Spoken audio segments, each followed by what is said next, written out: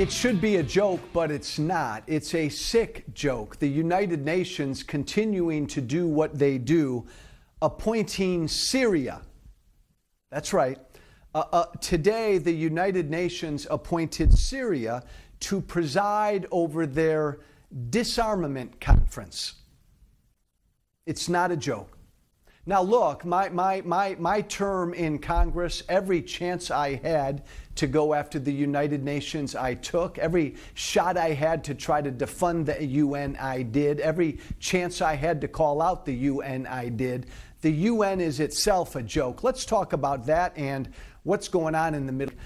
Yaron, my friend, thank you so much for joining me. Let's start there with this news, the latest from the United Nations, appointing the country of Syria to preside over the UN disarmament conference. Your take? I mean, I don't think there's ever been a more immoral, evil organization like the UN. I mean, this is an organization founded on the principle of moral equivalency between the Soviet Union and the United States. Stalin and our presidents sat at the same table with the same veto power, and then Mao Zedong got to join them with the same veto power, murderers of tens of millions of people, and the freest country in the history of mankind have been treated by the UN as equal, as the same.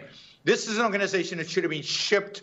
I have a perfect place for them. I think the headquarters of the United Nations should be in Caracas, Venezuela.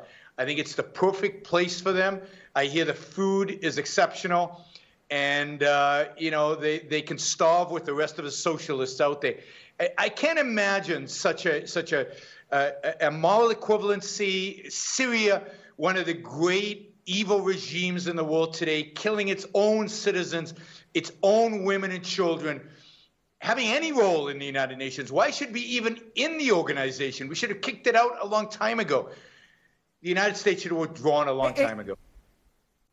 Yeah, you know, Yaron, I agree with every word you just said, and I agree that the United Nations is an evil institution. I think the United Nations hates Israel, is no friend of America. Why is it that way, though? How did it become that way? Well, it became that way because of us. I mean, we believed, coming out of World War II, that we needed to establish some kind of international organization. And we believe, as I think the current administration believes, that it's okay to sit at a table with a murderous dictator and pretend that they are civilized people that you're going to negotiate a deal with. And I'm referring to North Korea. There's no way you sit down with the murderous dictator of North Korea and negotiate anything. Anything. We should ignore them, pretend they don't exist. And if they're a threat to the United States, we should wipe them out. But you don't negotiate with dictators. We should have learned from Hitler. We should have learned by the fact that we negotiated with Stalin and gave him all of Eastern Europe.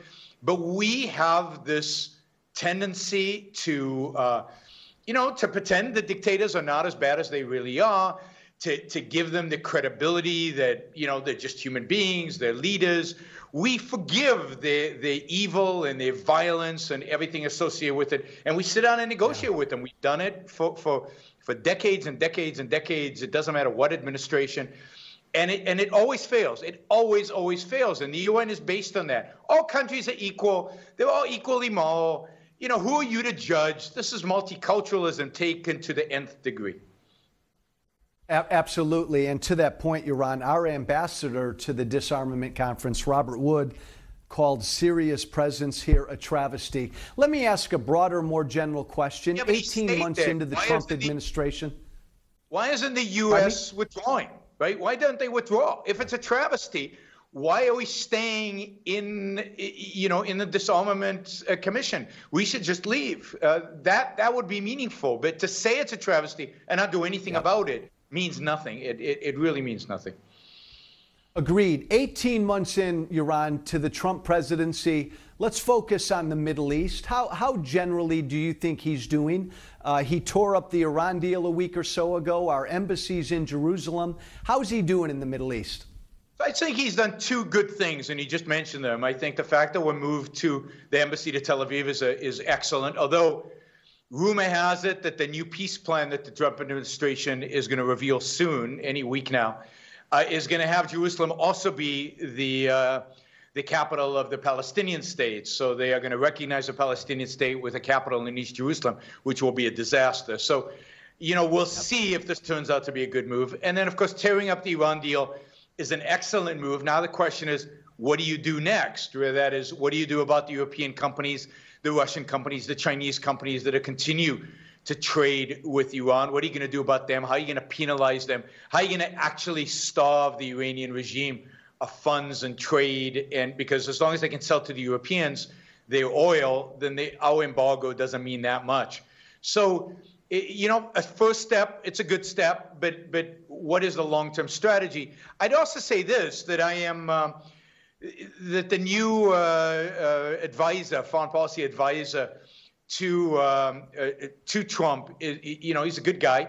He actually knows the Middle East. He's one of the better people you could imagine advising the president on Mideast policy. I wasn't impressed with the previous people he had there.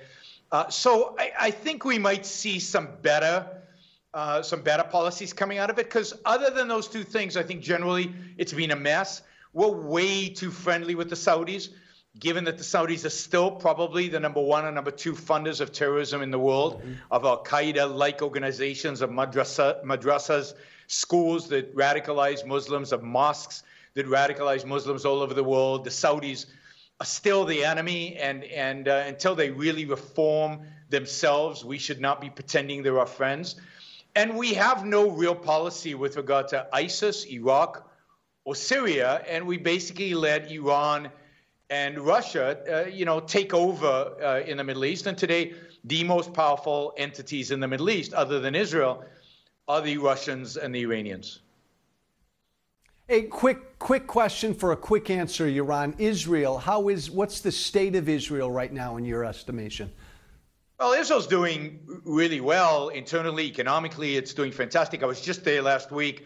Skyscrapers all over Tel Aviv. It's just amazing what this country has done economically, and it could do so much better if they actually liberalize the economy more.